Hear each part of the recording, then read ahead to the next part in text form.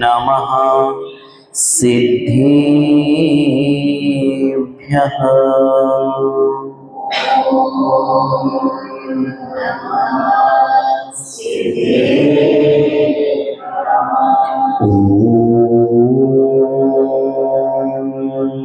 नमः सिद्धेभ्यः।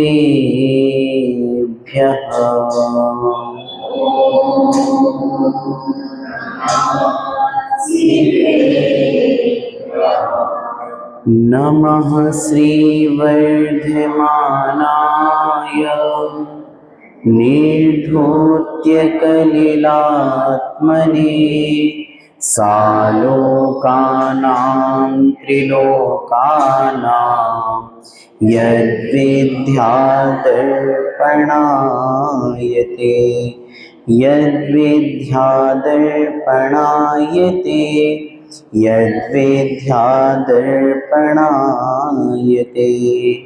अनंत अनंत सिद्ध परमेष्टि भगवान की, देवादिदेव पृथ्वी स्थितंकर श्री आदिनाथ भगवान की, शासननायक श्री महावीर भगवान की, द्वादशांग में जिनवाणी माता की, आचार्य भगवान श्री समंत भद्र महामुनिराज की, चारिक चक्रवर्ती आचार्य भगवान श्री शांति सागर जी महामुनिराज की, अढ़ाई दीपक समस्त मुनिराजों की, श्री शावकाचार्य ग्रंथाधिराज की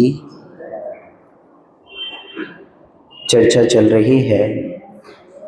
श्रावक अपने जीवन को बेहतर कैसे बना सकता है। आचार्यों ने कहा कि धर्म मार्ग में मुनि धर्म और श्रावक धर्म एक दूसरे के पूरक हैं। श्रावक के कारण मुनि धर्म का पालन हो पाता है। विचार कीजिए, अगर मुनि अपनी समितियों का, अपने महाव्रतों का, अपनी गुप्तियों का पालन कर रहे हैं तो उसमें श्रावक कितना बड़ा निमित्त है। अगर श्रावक नहीं होगा तो मुनियों के आहार, विहार और निहार ये तीनों व्यवस्था नहीं हो पाएंगे। ये किसके कारण हो रहे हैं? श्रावक के कारण हो रहे हैं। और अगर श्रावक ही अपने धर्म से दूर हो जाए, अपने कर्तव्यों से दूर हो जाए तो मुनि जीवन कितने समय तक चल सकता है। हम सब जानते हैं, प्रथमान युग आदि के ग्रंथों में ये चर्चा बड़ी स्पष्ट आचार्यों ने की है कि पंचम काल के अंत में जब श्रावक पूर्णतः भ्रष्ट हो जाएगा उस समय मुनियों को संलेखना लेनी पड़ेगी, समाधि लेनी पड़ेगी और उसके बाद छठवां काल प्रारंभ हो जाएगा। यानी जहां श्रावक पूर्णतः अपने कर्तव्यों से वंचित हो जाएगा, मुनि धर्म भी नहीं चलेगा। भगवान महावीर स्वामी का ये जो चलाया हुआ जन शासन है वो भी आगे नहीं बढ़ पाएगा। अगर बढ़ पा रहा है उसके मुख्य दो ही पहिए हैं, एक मुनि मार्ग है और एक श्रावक मार्ग है। और श्रावक मार्ग मुनि मार्ग को भी आगे बढ़ाने वाला है। श्रावक के माध्यम से इस जिन धर्म की प्रभावना हो रही है।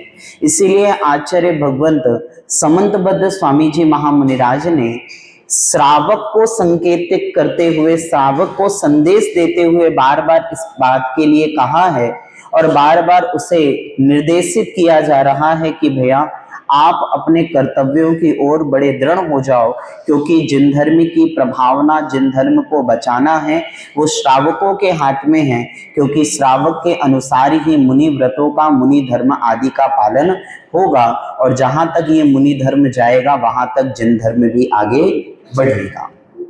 हम इसी बात को क्रमशः समझने का प्रयास कर रहे हैं कि आचार्य भगवंत हमें किस बात के लिए निर्देशित कर रहे हैं। आचार्य भगवंत ने कहा कि धर्मात्मा बनो। क्या बनो? प्रश्नकर्ता ने प्रश्न किया, भगवान मैं धर्मात्मा तो बन जाऊं पर संसार में अनेक धर्म हैं, मैं किस धर्म को मानने वाला बनूं? अपने आप को धर्मात्मा कहलाने के लिए, धर्मात्मा बनने के लिए किस धर्म को अंगीकार करूं? तो उन्होंने धर्म की परिभाषा दी। उन्होंने बताया धर्म कैसा होना चाहिए। बताइए आप लोग, कैसा होना चाहिए धर्म? समीचीन होना चाहिए और संसार के दुखों से दूर करने वाला होना चाहिए, अपनी आत्मा से कर्मों को हटाने वाला होना चाहिए और उत्तम सुख की प्राप्ति कराने वाला होना चाहिए। हमने जाना था देशयामी समीचीनम धर्मम कर्म निवर्गणम संसार दुखतः सत्वान यो धरति उत्तमे सुखे। इसके बाद पुनः प्रश्नकर्ता ने प्रश्न किया, भगवान ऐसी समीचीनताओं से युक्त, ऐसी परिभाषाओं से युक्त विशेष लक्षण वाला धर्म कौन सा है, उनका नाम बताइए। तो अगली गाथा में यानी तीसरे नंबर की कारिका में उन्होंने कहा, सदृष्टि ज्ञान वृत्तानि धर्मम धर्मेश्वरा विदु यदि प्रत्यनीकानि भवन्ति। सदृष्टि, सम्यक दर्शन, सम्यक ज्ञान, सम्यक चारित्र, ये धर्म है, ऐसा धर्मेश्वर विदु यानी कि धर्म का कथन करने वाले तीर्थंकरों ने ऐसा बतलाया है। यदि ये प्रत्यनीकानि, अगर इस सम्यक दर्शन, सम्यक ज्ञान, सम्यक चारित्र के विपरीत होते हैं, यानी मिथ्या दर्शन, मिथ्या ज्ञान, मिथ्या चारित्र की ओर अगर जाते हैं, तो भवंती यानी होगा, भव पद्धति यानी संसार में परिभ्रमण का कारण बनेगा। यानी ऊपर की पंक्ति में उन्होंने धर्म की परिभाषा दे दी कि धर्म सम्यक दर्शन, सम्यक ज्ञान, सम्यक चारित्र ही धर्म है, और अधर्म भी बता दिया कि मिथ्या दर्शन, मिथ्या ज्ञान और मिथ्या चारित्र अधर्म है। प्रश्नकर्ता ने जिज्ञासावश पुनः प्रश्न किया, भगवान आपने कहा है सम्यक दर्शन, सम्यक ज्ञान, सम्यक चारित्र ये धर्म है, इसको स्वीकार करना चाहिए। इसमें सम्यक दर्शन जो पहला शब्द आया है, इसकी व्याख्या कीजिए कि सम्यक दर्शन किसे कहते हैं। तो आचार्य भगवंत कहते हैं, सभी बोलिए एक साथ, श्रद्धानम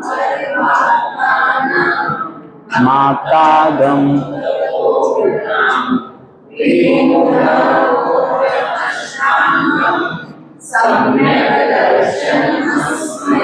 श्रद्धानम परमार्थाना, श्रद्धान करना, विश्वास करना, किस पर करना, परमार्थानाम, जो परमार्थ भूत हैं। परमार्थ किसे कहते हैं,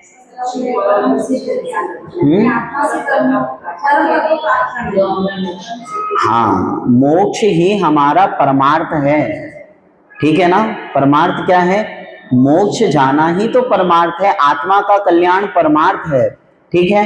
तो कह रहे हैं जो आत्म कल्याण का कारण है, ऐसा कौन कौन है, तो आप तो आगम तपोभृताम यानी सच्चे देव, सच्चे शास्त्र और सच्चे गुरु, इन पर क्या करना, श्रद्धान करना। कैसे करना, त्रिमूढ़ा, 3 प्रकार की मूढ़ताओं से दूर होकर, अष्टांगम, सम्यक दर्शन के 8 अंगों से सहित होकर, मस्मयम यानी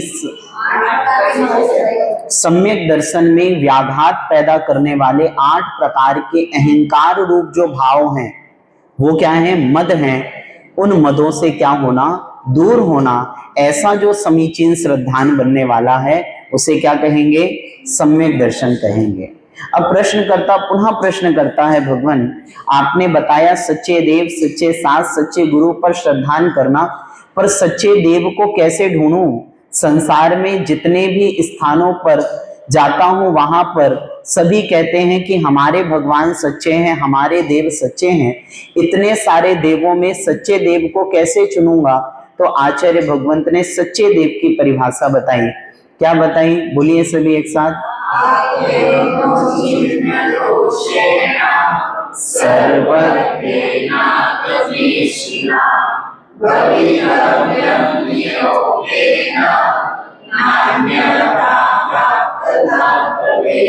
आप तीनों छिन्न दोषेण, जो आप्त हैं वो कैसे हैं, छिन्न दोषेण यानी सभी प्रकार के दोषों से रहित हैं, यानी वीतरागी हैं।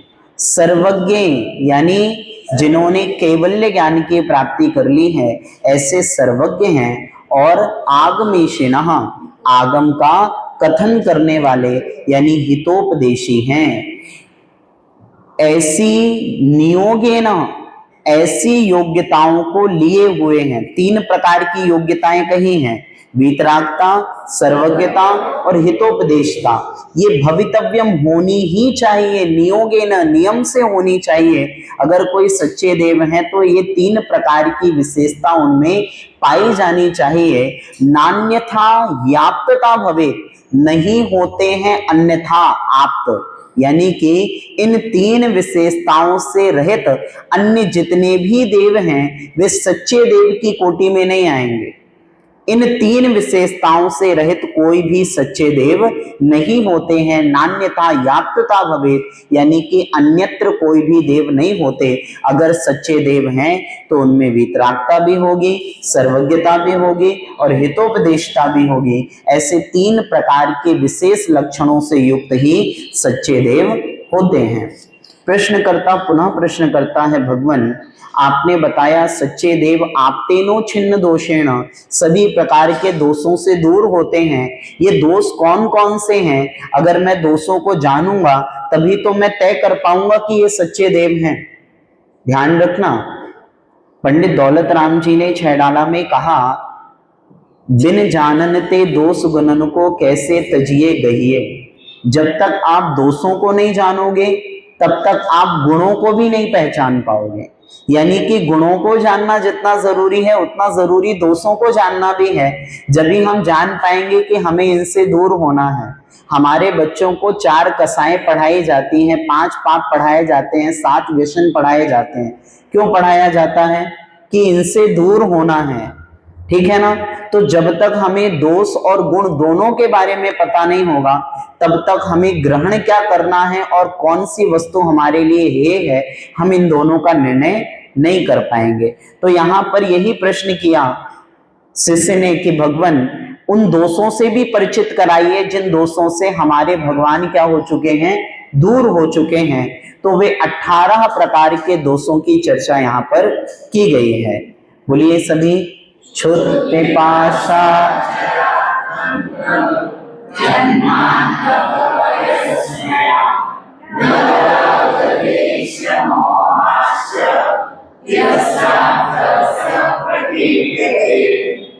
क्षुधा नहीं है, पिपाशा नहीं है और बुढ़ापा नहीं है, जरा नहीं है, आतंक यानी कि कोई रोग भी नहीं है, जन्म और अंतक, जन्म यानी जिनका कोई जन्म नहीं होना है और अंतक यानी कि मरण नहीं होना है, किसी प्रकार का भय नहीं है और कोई स्नेह यानी कि किसी प्रकार का आश्चर्य नहीं है।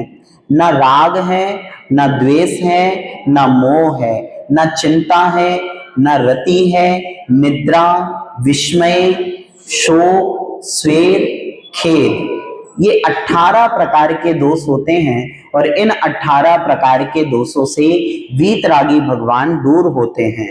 उनको ना भूख है, ना प्यास है, ना जन्म है, ना बुढ़ापा है, ना राग है, ना द्वेष है। यानी संसार में जितने भी विकल्पात्मक वस्तुएं हैं वे सभी विकल्प किनके, सच्चे देव के दूर हो चुके हैं। ऐसी विशेषताओं से हमारे सच्चे देव सहित होते हैं। स्पष्ट हुआ यहाँ तक विषय? ठीक है। अब प्रश्नकर्ता ने प्रश्न किया, कुछ पूछ रहे हैं कोई? किसी ने प्रश्न किया, भगवान आपने सच्चे देव बता दिए पर उन सच्चे देव को संसार में किन किन नामों से जाना जाता है? तो अगला श्लोक पढ़ेंगे सभी।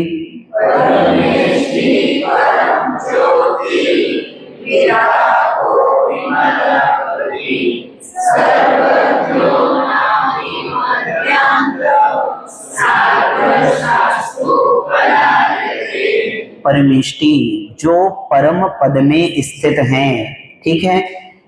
परम ज्योतिर, जिन्होंने कैवल्य ज्ञान रूपी ज्योति को प्रकाशित कर लिया है। विरागो, जिन्होंने राग द्वेष का अभाव करके वीतरागी पने को प्राप्त किया है। विमलः, सभी प्रकार का मल, कसाई रूप आदि जो मल हैं उनको अपनी आत्मा से दूर कर लिया है, यानी विमल हो चुके हैं। कृति, संसार में करने योग्य कोई कार्य जिनका शेष नहीं है, जिन्होंने अपनी आत्मा के कल्याणार्थ जितने भी कार्य करने योग्य थे वे सभी कार्य कर लिए हैं, यानी कृतकृत्य हो चुके हैं। सर्वज्ञों, यानी जिन्होंने सभी द्रव्यों की अनंत पर्यायों को जो जान रहे हैं ऐसे सर्वज्ञ हैं। आदि मध्यांतः, आदि मध्य और अंत से रहित जान रहे हैं। कैसे जान रहे हैं? उनका जो ज्ञान है वो आदि मध्य और अंत से रहित है। फिर कैसा ज्ञान है? अनंत ज्ञान है। कैसा ज्ञान है? जो अनंत है, यानी जिसका कोई अंत नहीं है, उसे ही क्या कहते हैं? अनंत कहते हैं। स्पष्ट है? तो जब अंत ही नहीं है तो आदि भी नहीं होगा और मध्य भी नहीं होगा। तो कह रहे हैं कि ऐसे सर्वज्ञ भगवान जिनका ज्ञान अनंत है, सार्वः यानी कि सभी क्या हित करने वाले हैं, शास्त्रो यानी कि सच्चा उपदेश देने वाले हैं, और इस प्रकार से अन्य भी उपलाल्यते यानी नामों से जाना जाता है। ये नाम तो बता ही दिए हैं, परंतु उनके गुणों की अपेक्षा उनके अनंत नाम हो सकते हैं। ठीक है ना? आगे प्रश्न किया प्रश्नकर्ता ने कि आपने भगवान के 3 गुण बताए, वीतरागता, सर्वज्ञता और हितोपदेशता। ये 3 गुण होते हैं, परंतु जब भगवान वीतरागी हैं, ना किसी से राग करते हैं, ना किसी से द्वेष करते हैं, ना किसी का भला चाहते हैं और ना किसी का बुरा चाहते हैं, दोनों ही विकल्प नहीं है, अच्छे करने के भाव भी नहीं है और बुरे करने के भाव भी नहीं है। तो भगवान जब वीतरागी हो चुके हैं तो उन्हें हितोपदेशी होने की आवश्यकता क्या थी? जब उन्हें राग ही नहीं है तो उनको मौन होना चाहिए था, उनको कुछ भी नहीं बोलना चाहिए था। फिर संसार के भव्य जीवों के हित में, मोक्ष में जाने के लिए, आत्म कल्याण करने के लिए उन्होंने हित का उपदेश क्यों दिया? प्रश्न वाजिब है कि जब वीतरागी हो चुके हैं तो हितोपदेशी क्यों होना था? हित का उपदेश देने की जरूरत ही नहीं थी, किसी से राग नहीं था, द्वेष नहीं था। तब आचार्य भगवंत ने शंका का समाधान किया कि अनात्मार्थम बिना रागे शास्त्रा शास्ति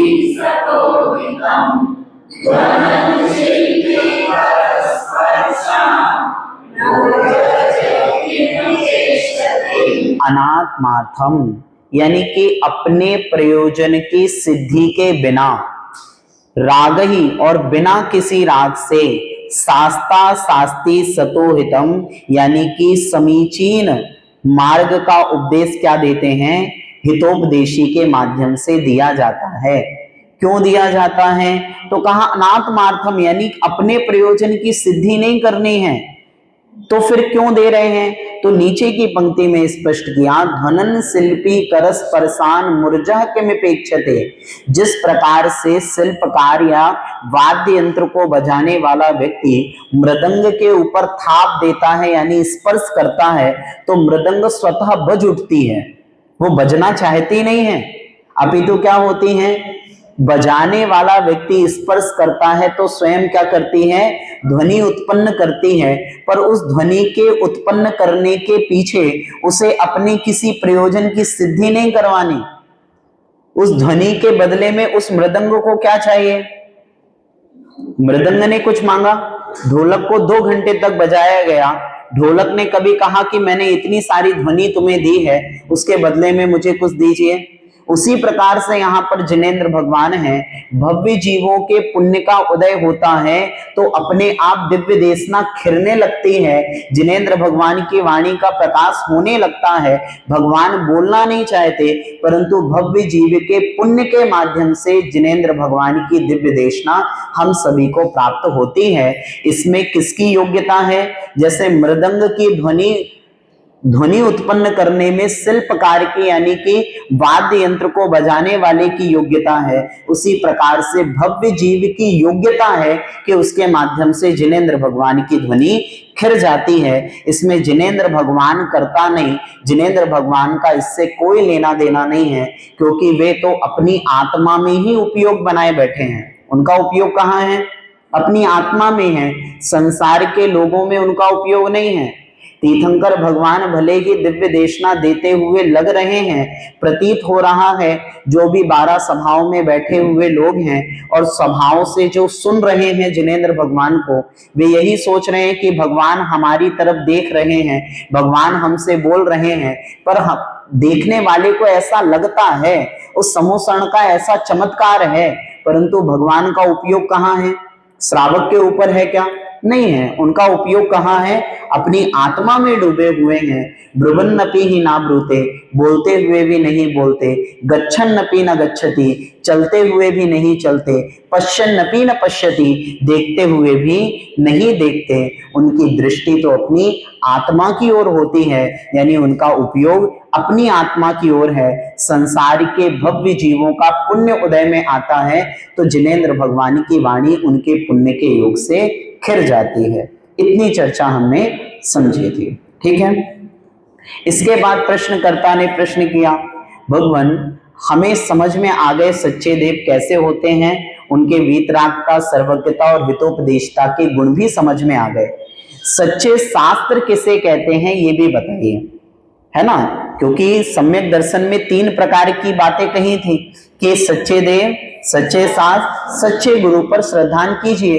तो कहा भगवान देव तो समझ में आ गए, अब शास्त्र के बारे में बताइए। ये भी हमने पढ़ा है, एक बार बोलिए सभी।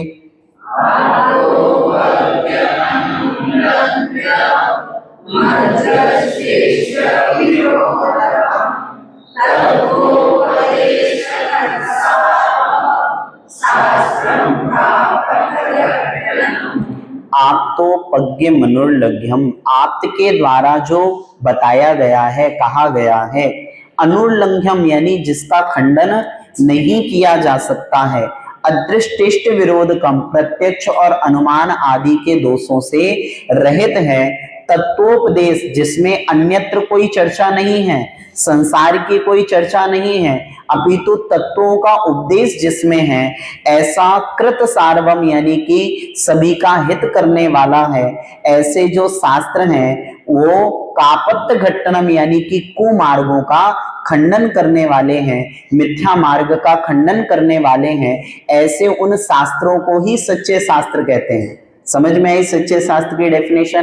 पहली बात, आप्त के द्वारा कहा गया हो, ठीक है, किसी के माध्यम से जिसका उल्लंघन यानी खंडन नहीं किया जा सकता। जिनेंद्र भगवान की वाणी को कोई असत्य सिद्ध नहीं कर सकता, ठीक है ना।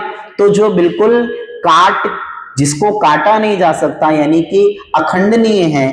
आगे अदृष्टिष्ट विरोधकम, जिसका कोई प्रत्यक्ष और अनुमान संबंधी कोई विरोध नहीं होने वाला है, जिसमें सिर्फ तत्वों के उपदेश की चर्चा होगी और जो सभी भव्य जीवों के आत्म कल्याण करने के लिए, हित करने के लिए है।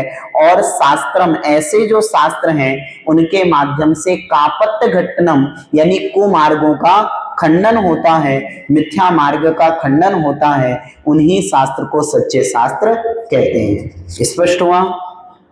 आइए अब आते हैं हम, प्रश्नकर्ता प्रश्न करता है, भगवान सच्चे देव समझ लिए, सच्चे शास्त्र समझ लिए, अब सच्चे गुरु के बारे में बताइए। इतनी चर्चा अपनी पहले हो चुकी थी। रिवीजन इसलिए किया कि हमें यकीन है आप लोगों के ऊपर कि पिछले मंगलवार के जाने के बाद आप लोगों ने पुस्तक नहीं खोली होगी, इसीलिए। चलिए आइए सच्चे गुरु की डेफिनेशन देखते हैं। विषयाशा वसातीतो, विषयाशा वशातीतो, निरारंभो परिग्रह, ज्ञान ध्यान तपोरक्तस, तपस्वी प्रशस्यते,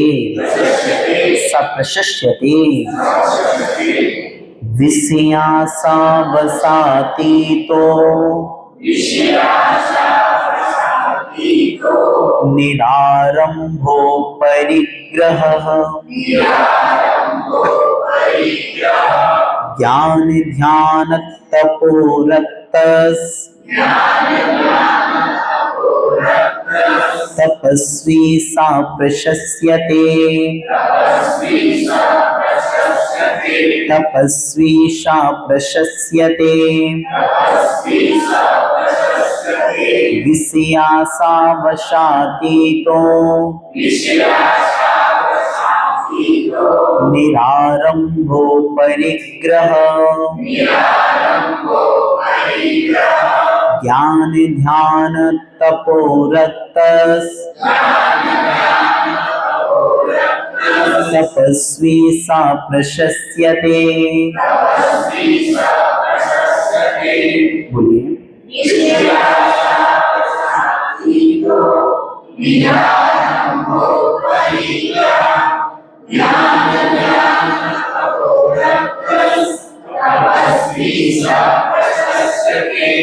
विषयासा, जो विषयों की आशाओं से अतीतो यानी कि दूर हो चुके हैं, जिन्होंने पंचेंद्रिय के विषयों की आशाओं को छोड़ दिया है। यहाँ पर चर्चा चल रही है सच्चे गुरु की। शंकाकार प्रश्न कर रहा है, जिज्ञासा रख रहा है, भगवान इस संसार में गुरु कहलाने वाले तो बहुत सारे हैं, पर वास्तविकता में गुरु कौन है? हमने संसार में कई गुरुओं को देखा है जो बड़े बड़े नामों से युक्त हैं, पर क्या उन्हें गुरु माना जा सकता है? गुरु की संज्ञा कैसे होती है, उनके गुण कैसे होते हैं, उनकी विशेषता क्या होती है? तो कहा विषयों की आशाओं से अतीतो यानी दूर हैं। विषय यानी पंचेंद्रिय संबंधी विषय, पांचों इंद्रियों के विषय होते हैं। स्पर्शन इंद्रिय के विषय हल्का भारी रूखा चिकना कड़ा नरम ठंडा गरम, ये क्या है? स्पर्शन के विषय हैं। रसना इंद्रिय के विषय हैं खट्टा मीठा कड़वा कसायला चरपरा। घ्राण इंद्रिय के विषय हैं सुगंध दुर्गंध। चक्षु इंद्रिय के विषय हैं काला नीला पीला लाल सफेद। और कर्ण इंद्रिय यानी कि सुनना। इस प्रकार से पांचों इंद्रियों के अपने अपने विषय हैं। उन पांचों इंद्रियों के विषयों से जो आसक्त नहीं है, उन विषयों में जिसकी आसक्ति नहीं है, निरारंभो परिग्रह, जो आरंभ और परिग्रह से क्या हो चुके हैं? दूर हो चुके हैं। आरंभ यानी कि आरंभ का अर्थ है हिंसा जनित जो कार्य हैं, खेती किसानी आदि है, घर गृहस्थी के भोजन पान आदि की जो व्यवस्थाएं हैं, वो सब क्या है? आरंभ की क्रिया कही जाती है। तो जो सभी प्रकार के आरंभ की क्रियाओं से क्या हो चुके हैं? दूर हो चुके हैं। उन्हें कौन सी आरंभ की क्रिया मुनियों के लिए है? बताइए, कोई है ऐसी क्रिया जो मुनियों को करनी होती है? कोई क्रिया नहीं करनी है। तो जो आरंभ से दूर है और परिग्रह से दूर है, अंतरंग और बहिरंग दोनों प्रकार के परिग्रह से जो दूर हो चुके हैं, विषयों की आशाओं से दूर हो चुके हैं, फिर जब ये सब तो छोड़ना है, फिर करना क्या है? मुनि को ना कोई घर गृहस्थी का काम करना, ना भोजन बनाना है, फिर क्या करना है उनको? तो नीचे की पंक्ति में कहा ज्ञान ध्यान तपो रक्तस। ज्ञान ध्यान और तप, ये तीन चीजें हैं करने योग्य। ज्ञान ध्यान और तप, इनमें ही जो रक्त है, यानी कि इनमें ही जो लगे हुए हैं, इसमें ही जो स्थित हैं तपस्वी, ऐसे जो तपस्वी हैं, ऐसे जो तप को अंगीकार करने वाले साधु हैं, प्रशस्यते, उनकी क्या की जाती है? आगम में प्रशंसा की जाती है, यानी उनको ही सच्चे गुरु कहा जाता है। पुनः देखिएगा, विषयासा वशातीतो, जो पंचेंद्रियों के संबंधी इच्छाओं से दूर हो चुके हैं, उन्हें प्रकृति के उन्हें स्पर्शन आदि इंद्रियों के अनुकूल नहीं चाहिए, अपितु उन्हें अपनी आत्मा के अनुकूल वातावरण चाहिए। स्पर्शन इंद्रिय क्या कहती है? स्पर्शन इंद्रिय कह रही है कि गर्मी के समय क्या चाहिए?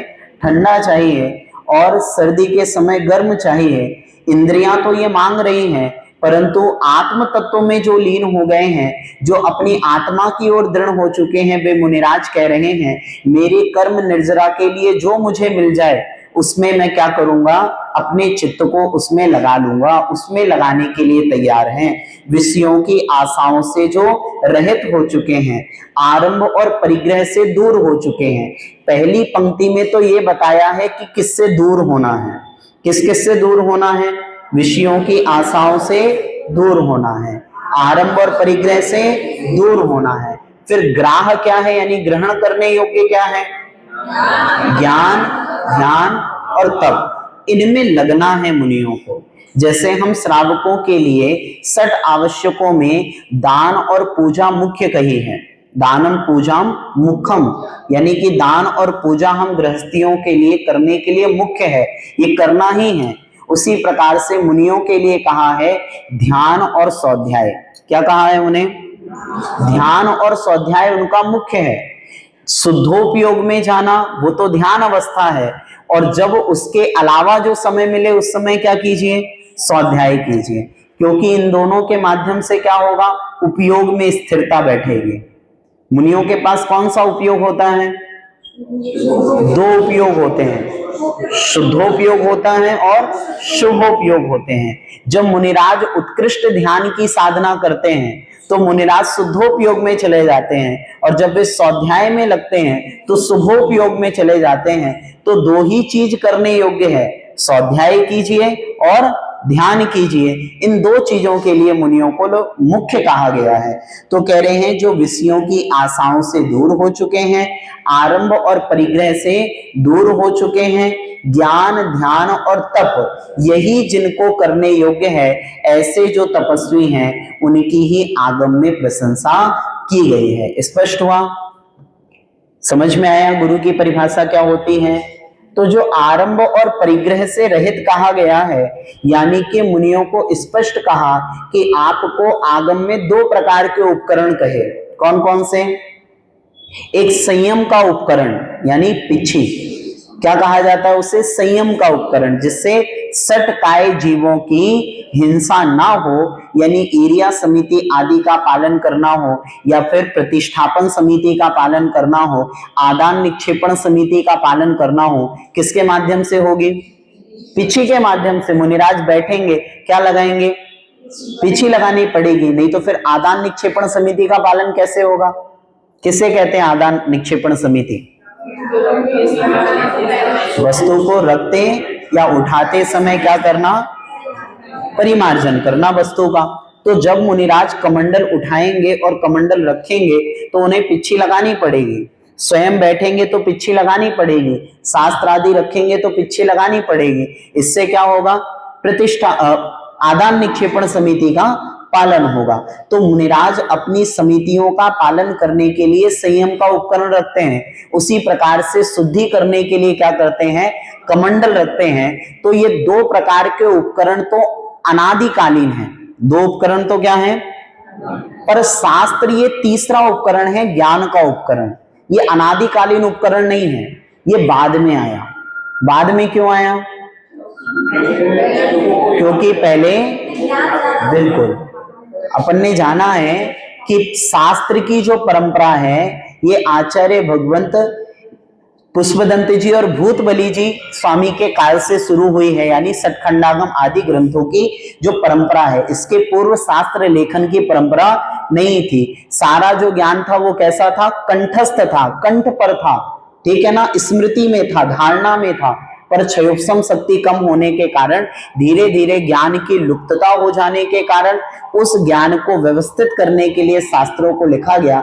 इसीलिए आचार्य भट्टिकेर स्वामी ने कहा कि दो उपकरणों के साथ साथ इस पंचम काल में तृतीय उपकरण के रूप में मुनियों के पास क्या होगा? ज्ञान का उपकरण, यानी कि शास्त्र आदि होंगे। तो मुनि के कितने उपकरण हो गए? तीन। एक तो संयम का उपकरण, ठीक है, दूसरा शुद्धि का उपकरण, और तीसरा, परंतु उपकरण तो होंगे पर उपकरणों के प्रति भी राग नहीं होगा। ये भी ध्यान रखने वाली बात है। उपकरण तो मुनि के पास होंगे पर उन उपकरणों के प्रति भी राग का भाव नहीं होगा कि ये मेरा उपकरण है या आपका उपकरण है, ऐसे भाव भी उनके अंदर नहीं होंगे। उनका उपयोग सिर्फ अपने उपकरणों के माध्यम से अपनी चर्या का पालन करना है। अगर मुनिराज को किसी प्रकार से उपकरण से भी राग अगर हो जाएगा, ध्यान रखना, स्पष्ट कहा आचार्य भट्टिकेर स्वामी ने कि आपको उपकरणों से भी अगर राग हो जाएगा तो उसमें भी क्या लगेगा? दोष लगेगा, यानी उपकरण संबंधी राग भी नहीं होगा।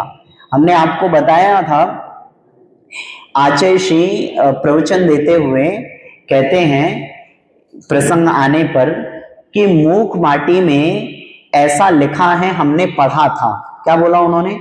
मूक माटी में ऐसा लिखा है, ऐसा लिखा था, हमने ऐसा पढ़ा है। मूक माटी में ऐसा पढ़ने में आया।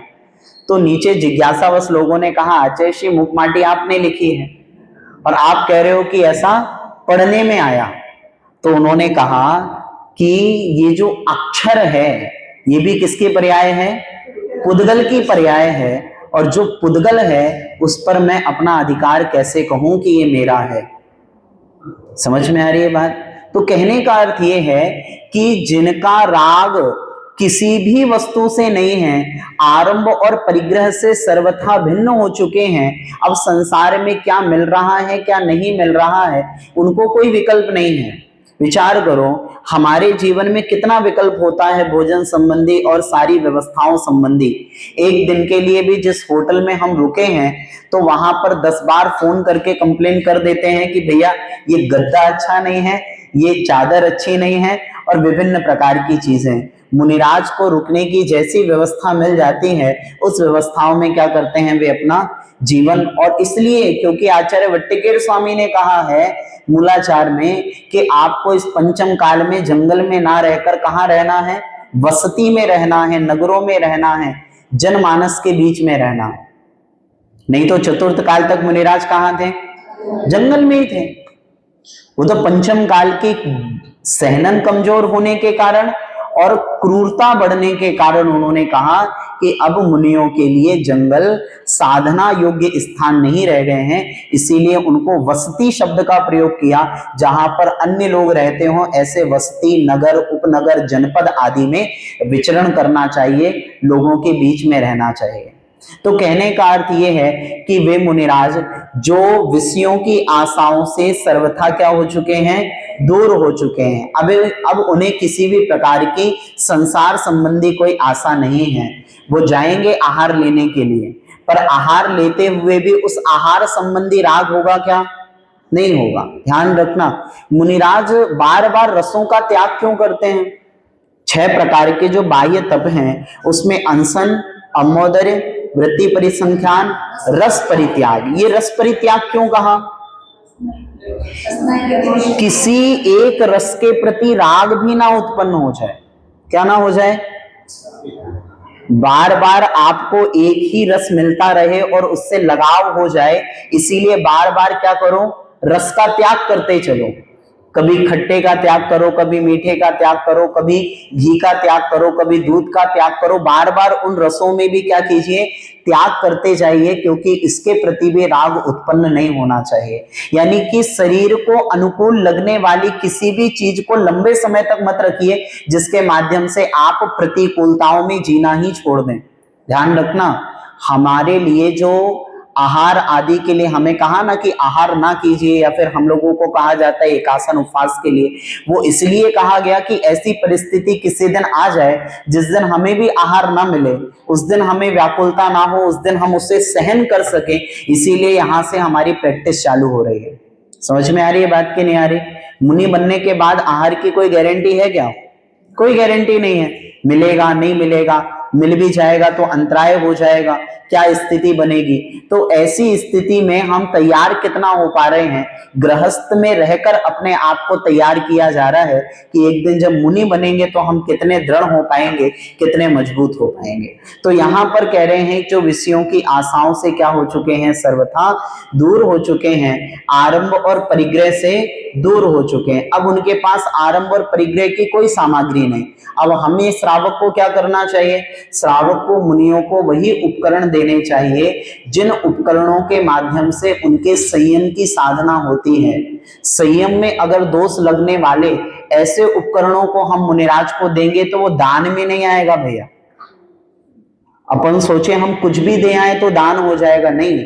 आचार्य भगवंत उमा स्वामी जी महाराज ने दान की परिभाषा देते हुए कहा, विधि द्रव्य दात्री पात्री विशेषा तद विशेषा। यानी कि देने की विधि भी उत्कृष्ट होना चाहिए, पात्र भी उत्कृष्ट होना चाहिए, और दिया गया द्रव्य भी उस पात्र के, जो दिया जा रहा है जिस व्यक्ति को, उसके योग्य होना चाहिए। अगर हम मुनियों को मुनि संबंधी उपकरण दें, ज्ञान का उपकरण दिया, संयम का उपकरण दिया, बहुत अच्छी बात है, पर अगर संयमी को असंयमी का उपकरण दे दिया जाए तो बहुत बड़ा दोष हो जाएगा। समझ में आ रही है बात? तो जो देने वाला श्रावक है उसको भी जिसे दिया जा रहा है उस व्यक्ति की योग्यता के अनुसार उसको दान देना चाहिए, तब जाकर वो दान की परिभाषा में आएगा। स्पष्ट है? तो जो आरंभ और परिग्रह से दूर हैं, ऐसे ज्ञान ध्यान में जो लीन हैं, उन्हीं मुनियों को क्या कहा जाता है? सच्चे गुरु कहा जाता है। यानी कि आरंभ परिग्रह से दूर कौन है? नग्न वीतरागी गुरु के अलावा अन्य कोई भी परिग्रह आदि से दूर हैं क्या? नहीं है। समझ में आ रही है बात? गुरु शब्द का उपयोग हम लोग कई बार पंडित जी के लिए कर देते थे। हमने आपको सुनाया है पहले, पंडित जी को हम लोग गुरु जी कहते थे। महाराज जी ने हम लोगों को बताया, टोका, और पंडित जी भी हम लोगों को बार बार टोकते थे इस बात को लेकर कि जब तक शरीर में वस्त्र का धागा है तब तक गुरु की संज्ञा नहीं आती। गुरु की संज्ञा कब आती है? संयम के माध्यम से आती है। जिन धर्म में गुरु के लिए कहा है, ज्ञान की प्रधानता गुरु में नहीं कही। गुरु के लिए क्या कहा गया है? चारित्र्य की प्रधानता कही है। समझ में आ रही है बात की नहीं आ रही है? श्रावक में श्रद्धान की प्रधानता होती है, ज्ञान की प्रधानता होती है, पर गुरु में किसकी प्रधानता है? चारित्र्य की प्रधानता है। तो जो चारित्र हैं उन्हीं को ही क्या कहा जा सकता है? गुरु की संज्ञा दी जा सकती है। आइए एक बार पुनः इसके अर्थ को शब्द से देखेंगे। विषयासा वसातीतो, विषयों की आशाओं, आशाओं का अर्थ क्या है? इच्छाओं से, यानी पंचेंद्रियों के विषयों की इच्छाओं से जो क्या हो चुके हैं? दूर हो चुके हैं। आचार्य ऋषि को आपने देखा होगा कि जब सर्दी का समय होता था तो अमरकंटक चले जाते थे शीतकालीन वाचना के लिए, और जब तपती हुई गर्मी का समय आता था तो वो रामटेक की गर्मी में ग्रीष्मकालीन वाचना के लिए आ जाते थे। कारण क्या? अपने शरीर संबंधी जो भी अनुकूलता होगी वो तो आलस का कारण और प्रमाद का कारण बन सकती है, और उसमें कर्मों की निर्जरा भी नहीं होगी। इसीलिए मुनिराज हमेशा कर्म निर्जरा के लिए साधन ढूंढता है कि मुझे कर्म निर्जरा का कोई कारण मिल जाए। इसके बाद रसना इंद्री, रसना इंद्री संबंधी रसों का त्याग। आचार्य श्री ने 6 प्रकार के रसों का त्याग किया। ये क्या है? रसना इंद्री की आशाओं से दूर होना। घ्राण इंद्री, घ्राण इंद्री का अर्थ क्या है? सुगंध और दुर्गंध रूप। ना सुगंध रूप ना दुर्गंध रूप, ना ही उनको सुगंध के प्रति आसक्ति है और ना ही उन्हें दुर्गंध के प्रति द्वेष का भाव है। यानी दोनों ही परिस्थितियों में जिनके अंदर समता के परिणाम है। चक्षु इंद्री, संसार को देखने की आकांक्षा जिनके अंदर नहीं है, अपितु जिनके अंदर अपने स्वाध्याय के प्रति, जीवों की रक्षा के प्रति और जिनेंद्र भगवान के दर्शन के प्रति ही जो अपनी आंखों का उपयोग करेंगे, अन्य संसार को देखने के लिए अपनी आंखों का उपयोग नहीं करते। कर्ण इंद्री, कर्ण इंद्री का उपयोग किसके लिए किया जाए? कर्ण इंद्री का उपयोग श्रुत को सुनने के लिए किया जाए। किसके लिए? श्रुत ज्ञान को सुनने के लिए किया जाए, ना कि अपनी प्रशंसा आदि सुनने के लिए किया जाए। इस प्रकार से जो 5 प्रकार की इंद्रियों की आशाओं से दूर होते हैं, आरंभ और परिग्रह से दूर होते हैं, ज्ञान ध्यान तप में लीन होते हैं, उन मुनिराजों को सच्चे गुरु की श्रेणी में रखा जाता है। स्पष्ट हो गया? अब यहां तक हमें सच्चे देव, सच्चे शास्त्र और सच्चे गुरु, इन तीनों की डेफिनेशन मिल गई। कोई दिक्कत यहां तक?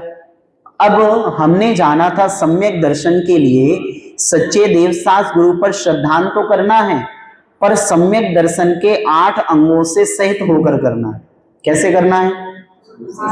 सम्यक दर्शन के 8 अंगों से सहित होकर, क्योंकि ये सम्यक दर्शन की बाट है, यानी कि सुरक्षा कवच है 8 प्रकार के। कौन कौन से हैं और इनको कैसे हमें पालन करना है देखेंगे। एक बार सब लोग नाम बोलें।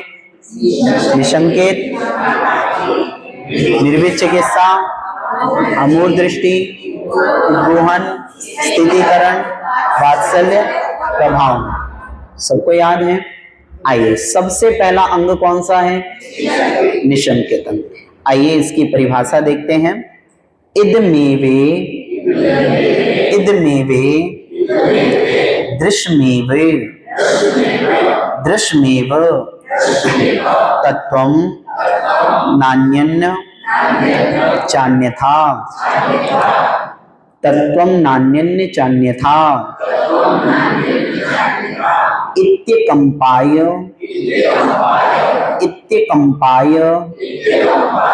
सांभोवत सन्मार्गे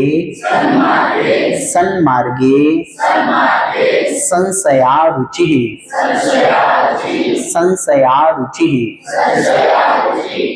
इदमेव दृश्यमेव तत्त्वं नान्यन् चान्यथा इत्यकम्पाय सांभोवत सन्मार्गे संशयारुचिः इदमेवे दृश्यमेव तत्त्वं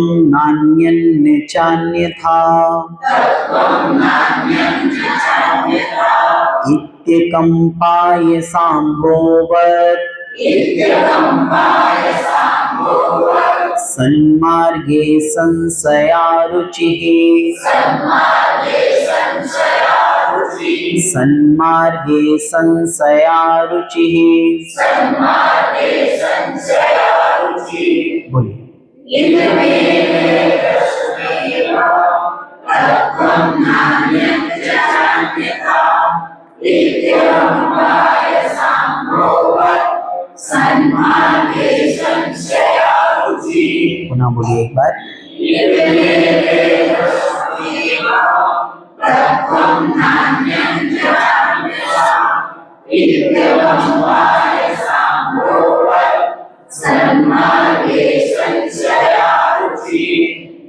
कहा गया निशंकित अंग में इदमेव, इद यानी यह, एव यानी है, यह ही है, दृश्यमेव ऐसा ही है, तत्वम यानी तत्व।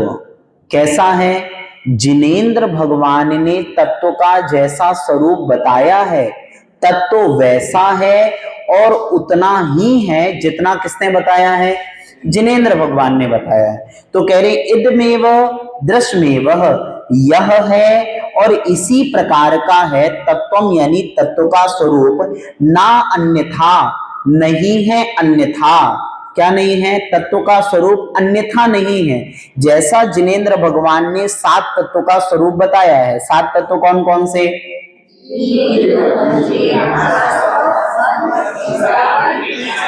मोक्ष, ये 7 तत्व बताए हैं, यानी ये 7 ही है तत्व। 8वां है क्या कोई तत्व? नहीं है। तो जिनेंद्र भगवान ने जितना बताया है और जैसा उसका स्वरूप बताया है, जिसमें जानने देखने की शक्ति होती है, ज्ञान दर्शन से युक्त होता है, वो जीव है। जिसमें जानने देखने की आत्म तत्व शक्ति नहीं होती है, वो अजीव है। उसमें भी पुद्गल धर्म, अधर्म, आकाश काल रूप क्या है? अजीव है। आश्रव कर्मों के आने के द्वार को कहते हैं। आत्मा में कर्मों का बंध जाना दूध और पानी के समान ये बंध कहलाता है। आत्मा में आने वाले कर्मों को रोक देना संवर कहलाता है। कर्मों में कर्मों की एक देश दूर करना ये निर्जरा कहलाता है और सर्वथा कर्मों को दूर कर देना मोक्ष कहलाता है। तो 7 तत्व की जैसी व्याख्या जिनेंद्र भगवान ने बताई है, तत्वम नान्यन्य चान्यथा, अन्य प्रकार से तत्व का स्वरूप नहीं है। कैसा है फिर तत्व का स्वरूप? जैसा जिनेंद्र भगवान ने बताया है तत्व उतने ही हैं और उसी प्रकार से हैं जैसा जिनेंद्र भगवान ने परिभाषित किया है। इत्यकम्पाय सांभोवत, इस बात पर कैसा श्रद्धान करना चाहिए? कंपाय सांभोवत, कहा है जिस प्रकार से तलवार बनाते समय उस तलवार की धार लगाई जाती है। क्या लगाया जाता है? तलवार में धार लगाई जाती है। तो धार लगाते समय लोहे का पानी उसमें लगाया जाता है। तो सूखने के बाद तलवार तो टूट सकती है, पर उसके ऊपर जो पानी लगाया है, लोहे का पानी चढ़ाया गया था, वो पानी निकल सकता है क्या? नहीं निकल सकता। तो जिस प्रकार से लोहे का पानी उस तलवार के साथ बिल्कुल कैसा है? अकंप है। उसी प्रकार से जिनेंद्र भगवान के वचनों पर भी अकंप श्रद्धान करना। कैसा श्रद्धान करना? अकंप श्रद्धान करना। ठीक है ना? पुनः देखिए, इदमेवे दृश्यमेव, इदमेवे यह ही है, जो 7 तत्व हैं यही हैं। दृश्यमेव इसी प्रकार के हैं जैसा जिनेंद्र भगवान ने कहा है।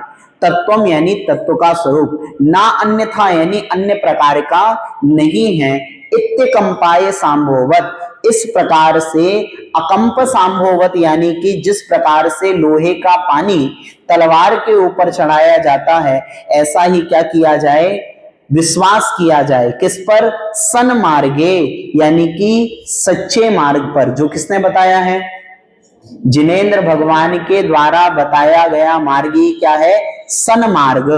क्या कहा जाता है, सन्मार्ग।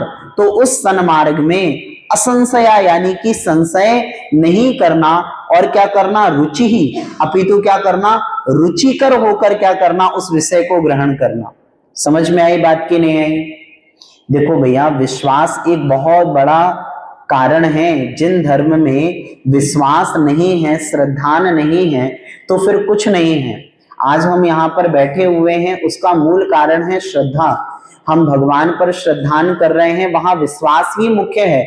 हम भगवान पर विश्वास नहीं करें तो फिर भगवान के मंदिर में बैठी हुई जो प्रतिमाएं हैं, शिल्पी को वो प्रतिमा पत्थर रूप दिखाई दे रही हैं और हमें वे भगवान दिखाई दे रहे हैं।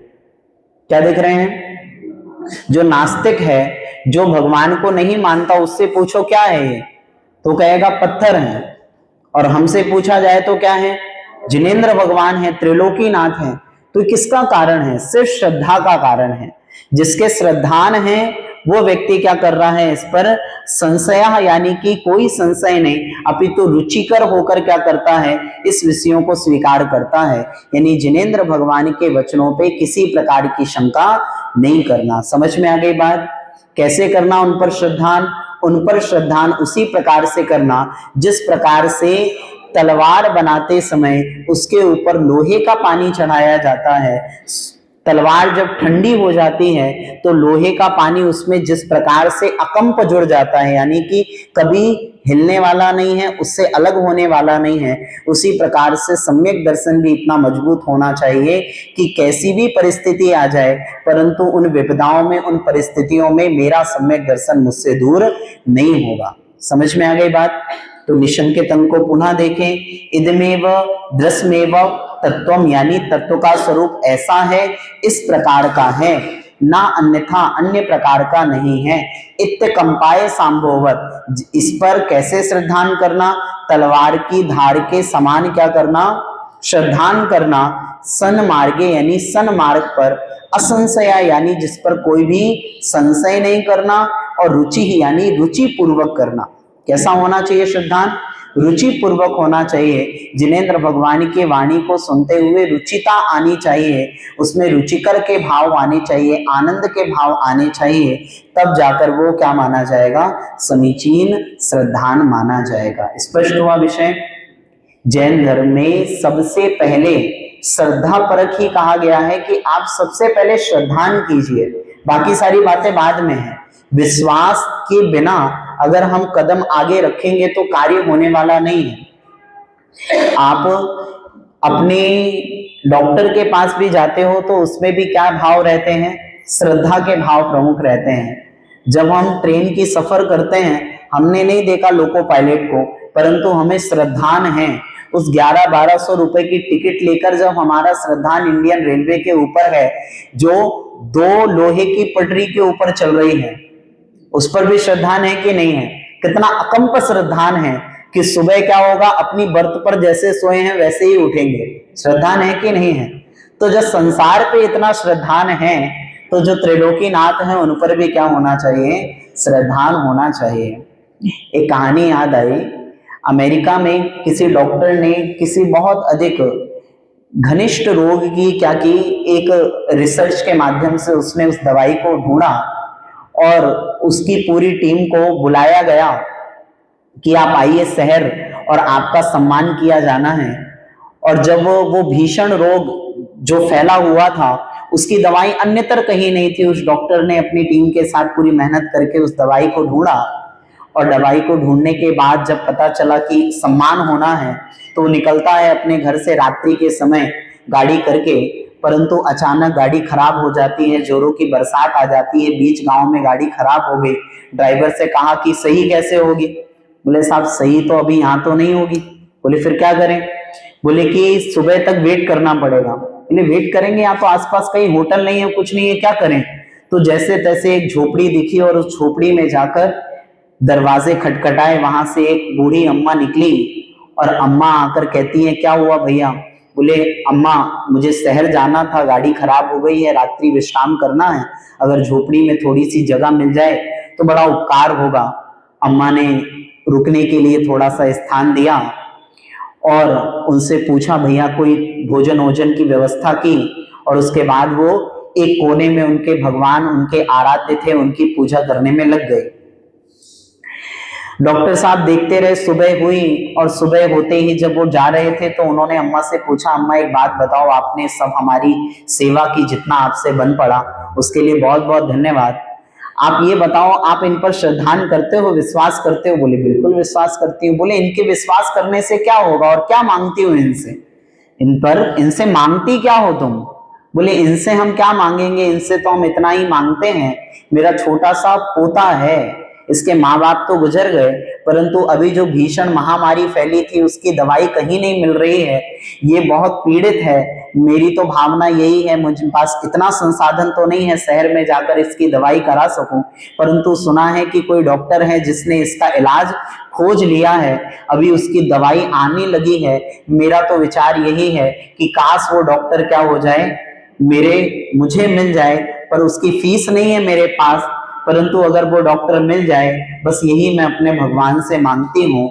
और जब वो देखता है, सारी चीजों को सुनता है, तो उसके पैरों तले जमीन खिसक जाती है, विचार करता है कि देखो नियति क्या चीज है, विश्वास क्या चीज है, कि दुनिया क्या ले आई, मुझे वहीं ले आई जहां मुझे क्या थी, मेरी जरूरत थी। बहुत बड़ी बात नहीं है, उसने क्या किया, श्रद्धान किया। बात है कि हमारा श्रद्धान कितना मजबूत है। हम बहुत दुहाई देते हैं कि गंदोदक ने क्या कर दिया, कोड़ियों के कोड़ को दूर कर दिया। नहीं, गंदोदक ने नहीं किया, मैना सुंदरी के श्रद्धान ने किया। गंदोदक तो हमारे पास भी है, पर वैसा श्रद्धान चाहिए। नमोकार महामंत्र कल्याणकारी अंजन चोर के लिए हो गया, हमारे लिए नहीं हुआ।